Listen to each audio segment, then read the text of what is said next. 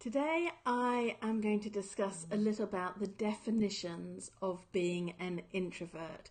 So if you think being an introvert means you're shy or socially awkward, stop right there, take a break, have a listen and get to really understand what being an introvert is. Hello, my name is Susanna Reay and I am an intropreneur, an introverted entrepreneur, or an introvert in business. And the reason why I'm highlighting the fact that introvert is a term that is often misunderstood, and many introverts who I've come across in business, because we've grown up in this very extrovert world where you're expected to be chatty all the time and go out and go to networking events and meet up, is they sort of feel they're inadequate and they doubt themselves, and is this even possible sort of within business? And the answer is yes. Introverts, to clear this up once and for all, we gain our energy by being alone. So it doesn't mean that we can't be talkative and chatty and like to connect to people, but it has to be meaningful. We're not so into the small talk because it drains us, to be honest. It really, really drains us. So as much as we do like to connect to people, we want to choose our time and when we want to go about it. And it's really interesting that it was Carl Jung who defined the term introversion. And this was back in the 1920s. So the real term is over, well, pretty much 100 years old right now. And it's about how you gather your energies, and also that you tend to think inwardly into your head before you speak. Whereas an extrovert is likely to speak what they're thinking and say mull around ideas by talking it out. An extrovert really needs to speak through their problems and their issues to be able to come to an answer, whereas an introvert still wants to have the questions asked, but then they're likely to go through all the scenarios right inside their head and come up with many, many different options. And this is why many, many creatives who are writers or painters are introvert in nature, because we have a really rich inner world where we want to create and we envision and we see what we want and then we create it. And in fact, there was a study by Jerome Kagan, a psychologist. And what was really interesting about this study is he saw that being an introvert is very much within your natural tendency, because he'd carried out this study that even babies as young as 4 months old, he could predict whether they're more introvert or extrovert. And when I was reading this study, I was thinking about my own eldest daughter, who is very introvert. And I do remember that there were little things that, now looking back on it, that if she'd had too much stimulation, if it'd been too much going on, she would show all the signs of like too much stimulus. And I read the book called The Baby Whisperer at this point, because I was like, first baby, didn't know how to like deal with things. And she would, when she was getting overstimulated, even as a baby, she would suddenly like look to the side like this, and she'd be like trying to block out what was happening. So when she was overtired, the head would just go to a side. She wouldn't yawn, but she would throw off to the side. Hi, Linda from Sweden. Thank you for joining me.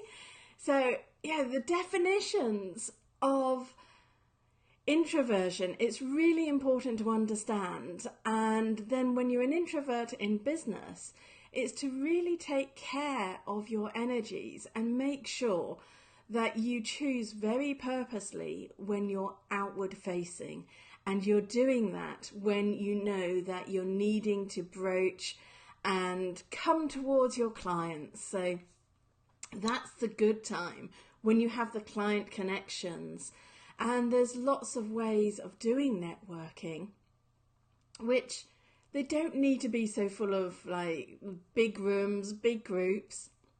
More and more, there's smaller places and smaller people. So smaller amounts of people that you can connect to.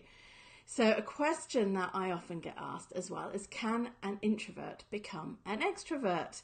And the answer is no. And the second sentence is, why would we even want to?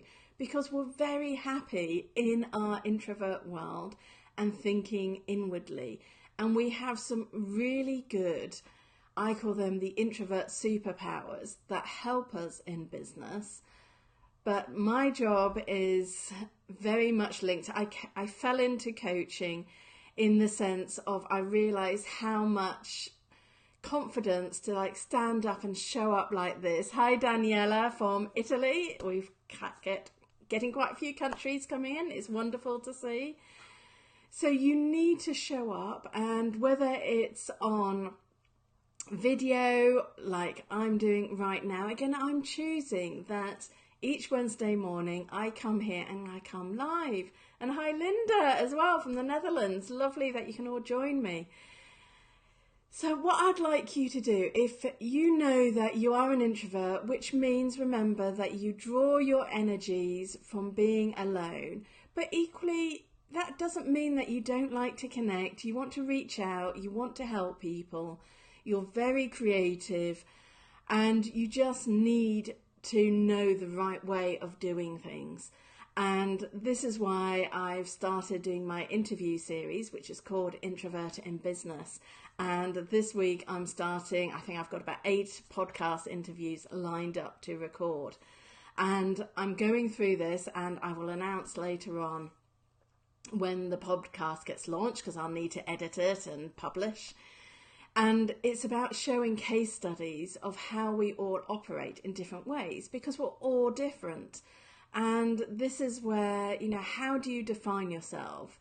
And even do you need to define yourself? And this comes under another sort of question I've been asked, because yes, in business, we do need to define what we do as a business. And that's about your clarity of your message, because the world is so busy. There's so many distractions out there that many people's brains, there's so much like coming into your head that if you don't have a clear answer to someone to answer that question, what do you do?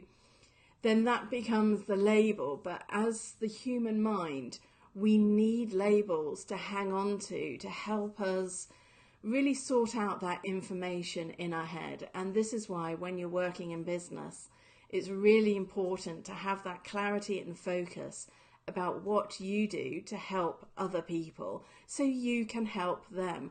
Because if they're not really sure about what you're doing, then they're not going to come to you to help, even if you think, but I could help this person.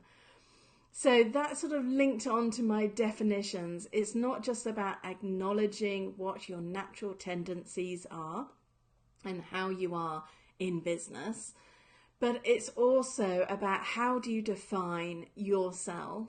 How do you define that when you're talking to other people? So this really helps you get into those meaningful conversations faster and deeper, which is where your natural habitat and desire is. I know if I do go to a networking meeting, I much prefer to talk to just 1 or 2 people in an evening and really delve deeply and go, yes, what do you do? I really want to understand what it is that you're helping people with. So I'm going to leave you with that thought of how do you define what you do in your business. And I wish you all a wonderful day. And if you're watching on replay, do also join the conversation. Let me know where you're listening in from. And if you thought about it, by all means, right below this video, how do you define yourself? How do you place yourself out there? And do you use your energies in the right way to your advantage? So have a wonderful day, and I'll see you all again next time. Okay, bye.